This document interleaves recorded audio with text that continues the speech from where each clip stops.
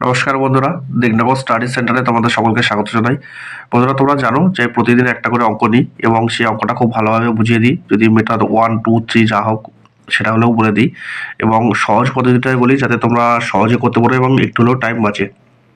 সেই হিসেবে আজকে যে অঙ্কটা নিয়েছি এটাও ভীষণ গুরুত্বপূর্ণ অঙ্ক এবং প্রত্যেকটা পরীক্ষাতেই কম বেশি আসে এবং সামনে রেলের পরীক্ষা চলছে, কারণ না কারো সেপ্টে অঙ্কটা দেখতে পাবেই তোমরা। কোশ্চেনটা কি বলেছে যে 20 টাকা লিটার দরে খাঁটি দুধের 50 লিটারের সঙ্গে কত লিটার জল মিশিয়ে বিক্রি করলে 10 টাকা পার লিটার হিসেবে বিক্রি করা যাবে। ঠিক আছে, আমি এটা 2-3টে মেথডে দেখাবো, তোমাদের কাছে যারা সহজ মনে হয় সেটা করবে। তাহলে মেথড 1, এটা মেথড 1-এ আমি যেটা দেখাবো এটাকে অ্যালিগেশন পদ্ধতি বলে। ঠিক আছে, দেখো 20 টাকা লিটার খাঁটি দুধ, তাহলে দুধের দাম কত? 20 টাকা। জলের দাম 0 টাকা, 10 টাকা করে বিক্রি করছি। কোনাকুনি বিয়োগ করলাম, কোনাকুনি যদি বিয়োগ করি 20 থেকে 10 বিয়োগ করলে 10, আর 10 আর 0-র পার্থক্য 10। কাটলাম, 1:1 আসলো। হ্যাঁ, এদিকে এটা ছিল আমার মিল্ক, এটা ছিল আমার ওয়াটার। এবার মিল্কের পরিমাণ বলে দিয়েছে 50 লিটার, তাহলে 1 অনুপাতের মান যদি 50 হয় তাহলে পরের 1 অনুপাতের মানও নিশ্চয়ই 50 হবে, অতএব 50 লিটার জল। তাহলে জলটার পরিমাণ কত ছিল? কোশ্চেনটা কি চেয়েছে যে কত লিটার জল, জলটা কত লিটার হতে হবে, সেই জলটা আমাদের দাঁড়ালো 50 লিটার জল। মিটে গেল, এটা হলো মেথড 1। দ্বিতীয় মেথড,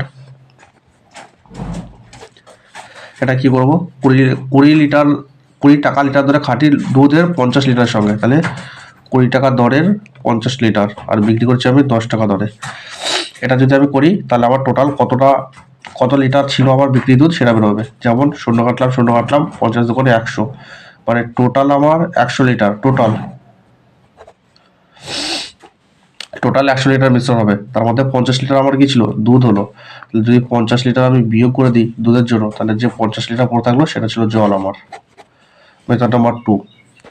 মেথড নাম্বার 3, গুণ পদ্ধতি। কি পদ্ধতি? গুণ পদ্ধতি। Method number 3। মেথড 3, ধরো 20 টাকা লিটার ধরে 50 লিটার খাঁটি দুধ, দামটা হচ্ছে কত? 20 × 50 = 1000 টাকা। তাহলে আমি খরচ করেছি 1000 টাকা, হলো 10 টাকা লিটার ধরে বিক্রি করছি, তাহলে আমার ক লিটার বিক্রি হচ্ছে? 1000 টাকা ভাগ 10 টাকা লিটার, 0 কাটলাম, তাহলে 100 লিটার। 100 লিটার আমি দুধটা 100 লিটার মিশ্রণ বিক্রি করলাম, দুধ মিশ্রিত জল 100 লিটার আমি বিক্রি করলাম, হলো। তাহলে 1000 টাকা দিয়ে কিনেছি, 1000 টাকাতে আমি 100 লিটার বিক্রি করেছি।